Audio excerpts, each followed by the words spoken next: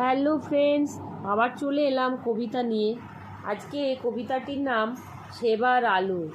অন্ধকারের জীবন থেকে মুক্তিদাতা হয়ে ঈশ্বরের আশীর্বাদ ভূমিষ্ঠ হলো 1820 12ই মেতে। পাপ মুক্তির দেশে পৌঁছে দিলে তুমি।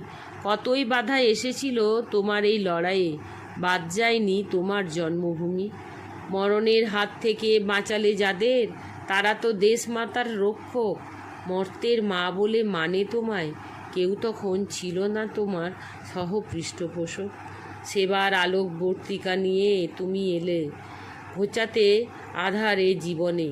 সেই মন্ত্রে দীক্ষিত মোরা, আশীর্বাদ দিও তুমি, সেটা রাখি যেন জীবনে মরণে।